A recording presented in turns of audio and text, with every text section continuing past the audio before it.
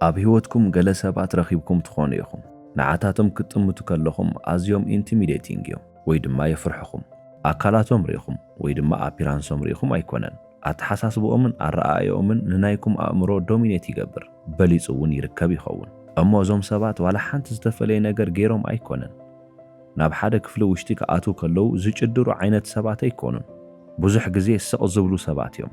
ነገራት ክበላሸው ከለዉ ዝድንግጹ ሰባት ዘይኮኑስ ሕጂ እውን ተጠንቂቖም ርእሶም ብህድኣት ዝሕዙ ሰባት እዮም። ኩላትና ከምዚ ዓይነት ሰብ ረኺብና ኢና ኢለ ይሓስብ። ኣይፍታሕኒ ኢልኩም ዝሓሰብኩሞ ጸገም ንሳቶም ምስ መፁ ቀሊል ምዃኑ ከም እንሓስብ ይገብሩና። ናታቶም ህድኣት ነቲ ኩነታት ከም ዘሎ ዘህድእ እዩ። ኣብ ዝሰርሕዎ ስራሕ እውን ነቐፌታ እንተቐረበሎም ስምዒታዊ ክኾኑ ኣይትርእይዎምን ኢኹም። ኣብ ገጾም ዋላ ሓንቲ ዓይነት ምልውዋጥ የለን። ንኹሉ ነገር ኣሜን ኢሎም ይቕበሉ። ከበድቲ ውሳነታት ናይ ምውሳን ዓቕሞም እውን ኩሉ ውሳነ ቀሊል ከም ዝኾነ ከም እንሓስብ ይገብረና ይኸውን። እሞ ሕጂ ነዞም ሰባት ክንዕዘቦም ከለና ዝተፈለዩ እዮም ወይ ድማ ክንውለድ ከለና ከምዚኣቶም ስለ ዘይኮንና እዩ ንብል ንኸውን። እሞ ነዚ ናይ ኣእምሮ ጥንካረ ግን በቲ መንገዲ ኣይኮነን ከምጽዎ ዝኽኣሉ። ሜንታል ስትሬንግዝ ዝበሃል ነገር ካበይ መጸ? ናይ ኣእምሮ ጥንካረ ማለት እንታይ ማለት እዩ? ብሓቂ ሓያል ምዃን ወይ ድማ ታፍ ምዃን ዘይኮነስ ኣንቲ ፍራጃይል ምዃን ማለት እዩ። ዘይምስባር።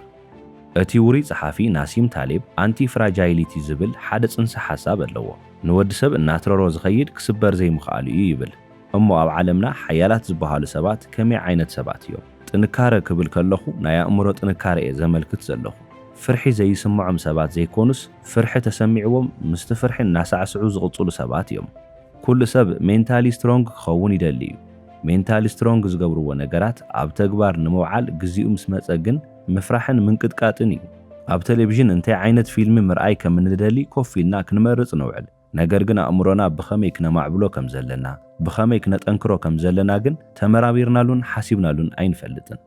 ሓደ ሓቂ ምፍላጥ እንተደሊኹም ኣእምሮኹም ወይ ኣብ ሕድሕድ መዓልቲ እናዓበየን እናጠንከረን ይኸይድ ኣሎ፣ እንተዘይኮይኑ ድማ ጥንካርኡ እናሰኣነ ድኹም እናኾነ ይቕጽል ኣሎ። ኒውትራል ዝበሃል ከይወሰኸን ከይቐነሰን ዝጸንሐሉ ዝኾነ ይኹን ቦታ የብሉን። ነፍሲ ወከፍ ከበድቲ ነገራት ኣቮይድ ክትገብሩ ከለኹም ኣይ እዚ ይትረፈኒ ክትብሉ ከለኹም ኣእምሮኹም ተድኽምዎ ኢኹም ዘለኹም። ከበድቲ ዝበሃሉ ነገራት ብዝገበርኩም ቁፅሪ ድማ ኣእምሮኹም ብዝበለጸ እናጠንከረ ይኸይድ። ሕጂ እሞ ቅድሚ ለውጢ ኣእምሮኹም ብኸመይ ፋንክሽን ይገብር ከም ዘሎ ብኸመይ ይሰርሕ ከም ዘሎ ምዕዛብ ከድልየና እዩ። ናይ ኮምፒውተር ሶፍትዌር ከም ዝበሃል ኩሉ ናይ ኣእምሮኹም ሶፍትዌር ዘጻውቶ ዘሎ ክልተ ዓይነት ፕሮግራም ክህልው ይኽእል እዩ። እቲ ቀዳማይ ሪኣክቲቭ እዩ፣ እቲ ካልኣይ ድማ ሬስፖንሲቭ እዩ። ሪኣክቲቭ ማለት እንታይ ማለት እዩ እንተኢልኩም ኩሉ ግዜ ኣእምሮኹም ፋንክሽን ዝገብረሉ ዝሰርሓሉ መንገዲ ኣብ ትሕቲ ጽልዋ ስምዒት ኮይኑ እዩ። ሬስፖንሲቭ ከእንታይ ማለት እዩ እንተኢልኩም ንስምዒት ልቢ ይብል የስተውዕል፣ ነገር ግን ብስምዒት ኣይምራሕን። ኣብ ገለ ሰባት ወይ ድማ ኣብ ናይ ገዛ ርእስኩም ህይወት ነዚ ነገር ተዓዚብኩሞ ክትኾኑ ትኽእሉ ኢኹም።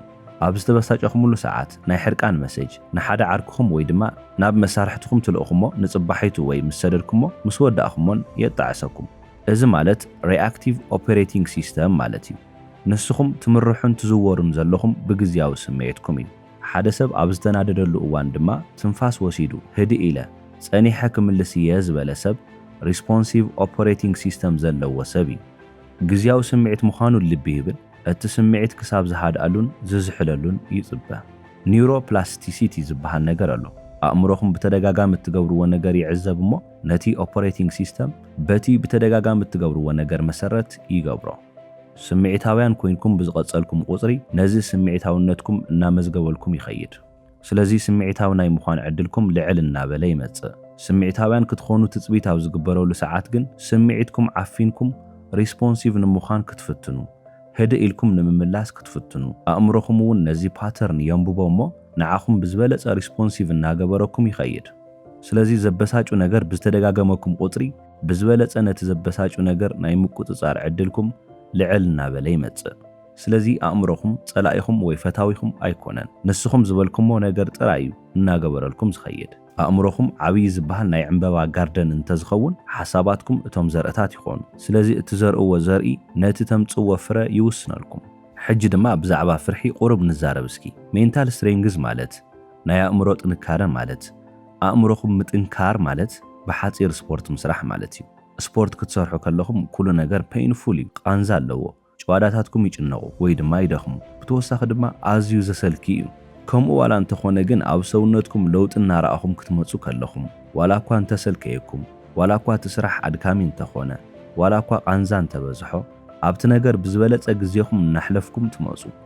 ዴዲኬሽን ዝበሃል ነገር ዝጅምር ልክዕ ውጽኢት ክትርእዩ ከለኹም እዩ። ምክንያቱም ውጽኢት ምርኣይኩም ንዓኹም ወልፈኛታት ይገብረኩም። ሜንታል ስትሬንግዝ እውን ልክዕ ከምዚ እዩ። ኣእምሮኹም እናማዕበልኩምዎ ክትመጹ ከለኹም ልክዕ ከም ስፖርት ምስራሕ ጌርኩም ሕሰብዎ። ኣእምሮኹም ብሓቂ እናጠንከረ ከም ዘሎ ክትፈልጡ ከለኹም ወልፈኛታት ኮይንኩም ትተርፉ። ስለዚ ኣእምሮኹም ኩሉ ግዜ እውን እንተኾነ አንኮምፎርተብል ኢሉ ዝሓሰቦ ምቾት ኣልቦ ኢሉ ዝሓሰቦ ነገር ንምግባር ኢኹም ትሓስቡ ማለት እዩ። ንኣብነት ዝሑል ሻወር ዘይትወስዱ እንተኮይንኩም ካብ ሕጂ ንድሓር ዝሑል ሻወር ክወስድ እየ ምባል ኣቋርጹ እሞ ብውዒ ማይ ተሓጺብኩም ምስ ወዳእኹም እንተወሓደ ን30 ሰከንድ ነቲ ማይ ዝሑል ግበርዎ። በዚ ጀምሩ። በብቁሩብ ኣእምሮኹም እናለማመድኩሞ እትኸዱ በዚ መንገዲ እዚ እዩ። ክትዘራርብዎ ዘይትደልዩ ሰብ እንተልዩ ወይ ድማ ነቲ ሰብ እንተዛሪብኩሞ ዝኾነ ዘይትደልይዎ ኣርእስቲ ከም ዝለዓል ዝፈለጥኩምሉ ነገር ይህሉ እዩ። ምስቲ ሰብ ነቲ ዝርርብ ንምግባር ወስኑ። ንኣእምሮኹም ሕጂ እውን ተገድድዎን ተለማምድዎን ኣለኹም። ቀጺልኩም ድማ ካሊእ ሰብ ከይሓተትኩም ንዝኾነ ሰብ ከየማኸርኩም ውሳነ ንምውሳን ፈትኑ። ኣእምሮኹም ከምዚ ዓይነት ነገር ኣይለመደን። ካሊእ ግዜ ንዕርኽትኩም ንስድራ ቤትኩም ንዘመድ ኣዝማድ ንኹሉ ሰብ ምስ ኣማኸርኩም ኢኹም ትውስኑ። ሕጂ ግን እቲ ነገር ይተርፍ። እዚ ማለት ግን ቀሊል ይኸውን ማለት ኣይኮነን። ኣእምሮኹም ረዚስት ይገብር፣ እምቢ ይብለኩም። ንስኹም ነቲ ነገር ምእንቲ ከይትገብሩ ዘይፍንቅሎ እምኒ የለን። እናዓበኹም ምዃንኩም እውን እትፈልጡ ኣእምሮኹም እምቢ እናበለኩም ክመጽእ ከሎ እዩ። ሬዚስታንስ ናይ ዕብየት ምልክት እዩ። ካብዚ ንድሓር እዩ እምበኣር እቲ ዓብዪ ለውጢ ዝመጽእ። ክሳብ ሎሚ ዝፈራሕኩሞ ነገር ግን ዝተጋፈጥኩሞ ፍርሒ ብምሉኡ ካብ ሕጂ ንድሓር ኣባኹም ስልጣን ዘለዎ ፍርሒ ኣይኸውንን እዩ። ብቐሊሉ ኣእምሮኹም ደፋር ምእንቲ ክኸውን ተለማምድዎ ኣለኹም ማለት እዩ። ብዙሕ ሰብ ዝደናገር እውን ኣብዚ ይመስለኒ። መብዛሕትኡ ሓያል ዝበሃል ሰብ ፍርሒ ስለ ዘይስምዖ ኣይኮነን። ነገር ግን ዝስምዖ ፍርሒ እኳ እንተሃለወ ነቲ ፍርሒ ብኸመይ ማኔጅ ክገብሮ ከም ዘለዎ ኣጸቢቑ ዝፈልጥ እዩ። ፍርሒ ከም ዘሎ ይፈልጥ እዩ። ፍርሒ ከም ዘሎ ዋላ እኳ እንተፈለጠ ኣክት ክገብር ከም ዘለዎ ኣብ ተግባር ክርከብ ከም ዘለዎ ብግቡእ ኣጸቢቑ ዝፈልጥ እዩ። ስለዚ ነቲ ነገር ምግባሩ ኣይተርፍን እዩ። እቲ ዘስሕቕ ነገር ኩሉ ሰብ ብኣእምሮ ሓያል ከም ዝኾነ እዩ ዝሓስብ። ነገር ግን ሓደ ሰብ ኣብ ኢንተርኔት ሓሳብካ ደስ ኣይበለንን ሓሳብኪ ደስ ኣይበለንን ክብል ከሎ ብሓንሳብ ስምዒታዊ ምዃን ይጅምር። እዚ ጥንካረ ኣይኮነን። ጥንካረ ማለት ሰባት ምሳኹም ክበኣሱ ከም ዝኽእሉ ወይ ድማ ከይተስማምዑ ክተርፉ ከም ዝኽእሉ ፈሪኹም ምፍላጥን ምርዳእን እዩ። ንስኹም ናትኩም ብሕታዊ ሓሳብ ከም ዘለኩም ኩሉ ካልኦት ሰባት እውን ናይ ገዛ ርእሶም ሓሳብ ከም ዘለዎም ዝፈለጥኩምላ መዓልቲ ሽዑ ንኹሉ ነገር ክፉታት ትኾኑ። ኪሪየስ እናኾንኩም እትመጹ ሽዑ እዩ። ብዙሓት ነገራት እናፈለጥኩም እትኸዱ ኪሪየስ ምዃን ክትኽእሉ ከለኹም ወይ ድማ ነገራት ንምፍላጥ ሃንቀውታ ክህልወኩም ከሎ እዩ። ኣእምሮኹም ሓደ ዓብዪ ቤተ መንግስቲ ጌርኩም ሕሰብዎ። ሕጂ ዝኾነ ሰብ ብናይ መእተዊ ማዕጾ ኣትዩ ዝደለዮ ነገር ክገብረሉ ዝኽእል ስልጣን ኣለዎ። ሕጂ ግን ቤተ መንግስትና ብዝደለዮ መጠን ክሕሎ ምግባር ክንክእል ኣለና። እዚ ማለት እንደልዮ ነገራት ጥራይ ኣብ ገዛና ውሽጢ ክኣትው ምግባር ምኽኣል ማለት እዩ። ካብ ምንታይ ኢና ንጅምር እንተኢልኩም ሓላዊ ብምቑጻር።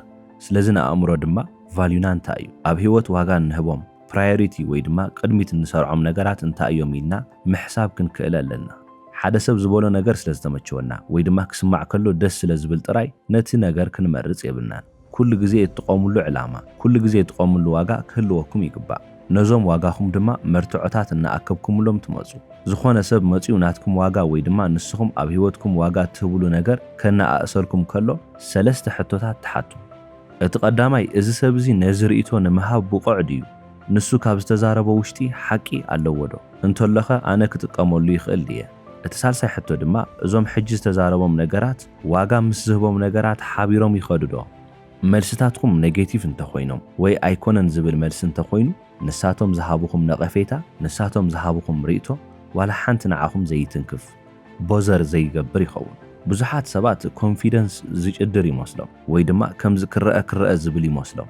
ነገር ግን ኣይኮነን። ኮንፊደንስ ማለት ስቕ ዝበለ ነገር እዩ። ነገር ግን ስቕ እኳ እንተበለ ኩሉ ሰብ ይሰምዖ እዩ። ሓደ ሰብ ንዝበጽሖ ነቐፌታ ብምሉኡ መልሲ ምሃብ ዘቋርጸላ መዓልቲ ርእሱ ግልጽ ንምግባር ምፍታን ዘቋርጸላ መዓልቲ እቲ ሰብ አንሼከብል ዝበሃል ኮንፊደንስ ከም ዘለዎ ትፈልጡ። ነቲ ሰብ ብዝኾነ ይኹን ኩነታት ክተነቓንቕዎ ኣይትኽእሉን ኢኹም። ዘገርም ነገር ካብ ሰባት ዋላ ሓንቲ ዓይነት ቫሊዴሽን ወይ መረጋገፂ ምቕባል ኣብ ዘይትደልዩላ መዓልቲ ሽዑብ ዝበለጸ ሰባት ንዓኹም ቫሊዴት እናገበርኹም ይቕጽሉ። ዝበለጸ ትኽክል ኢኹም እናበሉ ዝሓልፉኹም ሰባት ይኾኑ። ዋጋይ እዚ እዩ እናበልኩም ምክታዕ ኣቋሪጽኩም ስቕኢልኩም መነባብሮኹም ክትነብሩ ከለኹም ብዝበለጸ ዋጋኹም እናተርአየ ይመጽእ። ሕጂ ድማ ናብ ፕሬዠር አልኬሚ ንምጻእ ንጸቕጢ ንሕና ናብ እንደልዮ ነገር ብኸመይ ኢና ክንልውጦ ንኽእል ንጭንቀት ናብ ዓወት ብኸመይ ክልውጦ ይኽእል ኢልኩም ሕሰብዎ። ኩሉ ሰብ ጸቕጢ ኣብ ዝመጸሉ ሰዓት ጸቕጢ ኣብ ዝበጽሖም ግዜ ምፍራሕ ክጅምሩ ምግባጥ ክጅምሩ ሽዑ ንዓኹም ድማ ሓድሽ መዓልቲ እዩ። ብዝበለጸ እናጠንከርኩም ክትኸዱ ትኽእሉሉ ኣጋጣሚ ተዳሉ።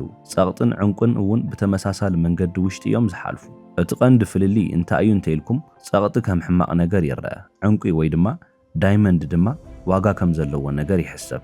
ናይዚ ኩሉ ነገር ፍልሊ እንታይ እዩ እንተኢልኩም ንስኹም ነቲ ነገር እትዕዘብሉ መነጽር እዩ። ጭንቀት ዝበሃል ነገር ኣብ ኣእምሮኹም ክመጽእ ከሎ ክልተ ዓይነት ምርጫታት ኣለኩም። እቲ ሓደ ቻሌንጅ ሙድ እዩ፣ ነቲ ነገር ናይ ምግፋጥ ድሌት። እቲ ካልኣይ ድማ ትረት ከም ሓደጋ ምርኣይ። ትረት እንተመሪጽኩም ወይ ድማ ከም ሓደጋ እንተተዓዚብኩሞ ንስኹም ተንቀጥቂጥኩም ኣብ ትሕቲ ጣውላ ትቕመጡ ኢኹም ትኾኑ። ኣብ ቻሌንጅ ሙድ ዘለኹም ሰባት ግን እንተኾይንኩም ኩሉ ግዜ ነቲ ነገር ክሰግሮ ክወጸለን ኢልኩም እትሓስቡ ትኾኑ። ዝተፈጠረኩም ነገር ተመሳሳሊ እዩ። ነቲ ነገር ግን እቲ ትርጉሙሉን እትዕዘቡሉን መንገዲ ንኹሉ ነገር ዝቕይር ይኸውን። ኣብ ዓለምና ኣለዉ ካብ ዝበሃሉ ውርያት ካብ ዝኾኑ ቦክስ ተፋለምቲ ማእኸል ማይክል ታይሰን እቲ ሓደ እዩ። ንሱ ካብ ዝተዛረቦም ነገራት ውሽጢ ሓደ ምስ ዝኸይድ ወይ ድማ ዝሰማማዕ ዘረባ ኣለዎ። ኩሉ ሰብ ገጹ ብቦክስ ክሳብ ዝህረም ውጥን ሒዙ ይኸይድ። ሓንሳብ ገጽኩም ምስተሃረምኩም እዩ እምበኣር ኩሉ ነገር ዝጠፍኣኩም። ጸቕጢ ክመጽእ ከሎ፣ ስትረስ ውጥረት ክመጽእ ከሎ ወይ ድማ ጭንቀት ክመጽእ ከሎ ሽዑ ዝሓሰብኩሞን ዝወጠንኩሞን ነገር ብምሉኡ ኣብ ኣእምሮኹም ውሽጢ የለን። ኣእምሮኦም ድማ ሓያል ዝኾኑ ሰባት ኣብ ውጥኖም ውሽጢ ምህራም የእትዉ።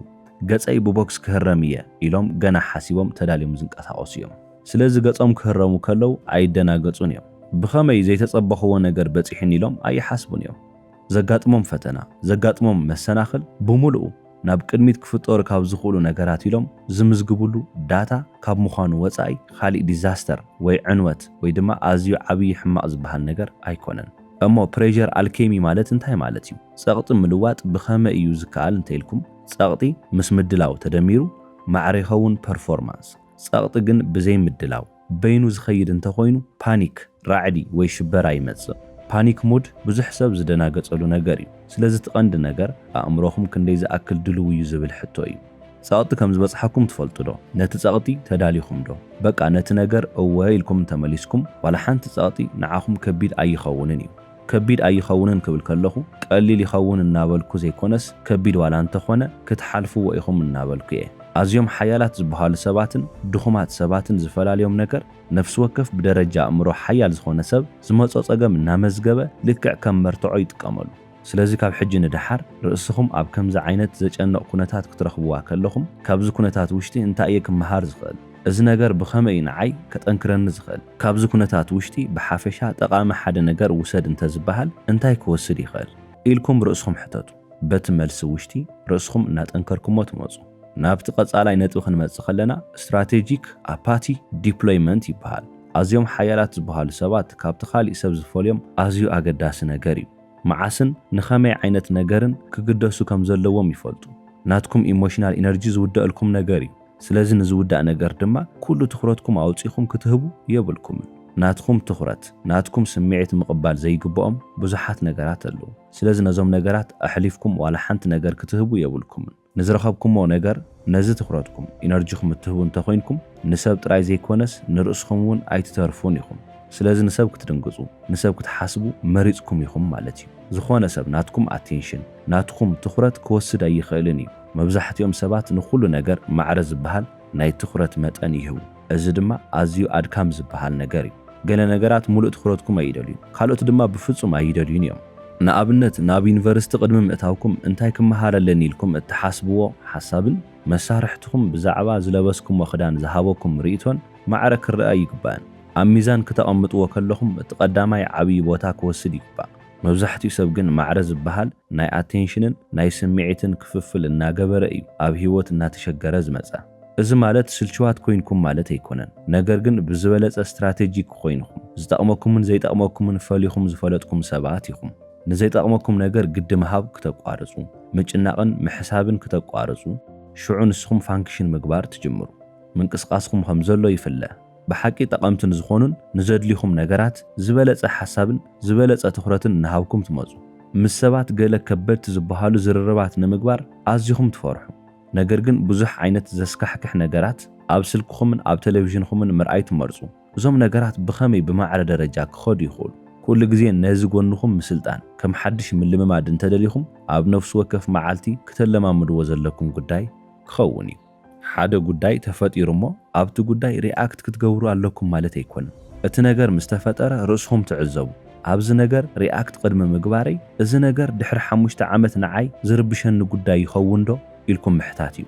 እቲ መልሲ ኣይፋሉን እንተኾይኑ ዋላ ሓንቲ ክትሓስብሉ ዝግባእ ወይ ድማ ግዲ ክትህብሉ ዝግባእ ጉዳይ ኣይኮነን፣ ወይ ድማ ትኹረት ክትህብሉ ዝግባእ ጉዳይ ኣይኮነን።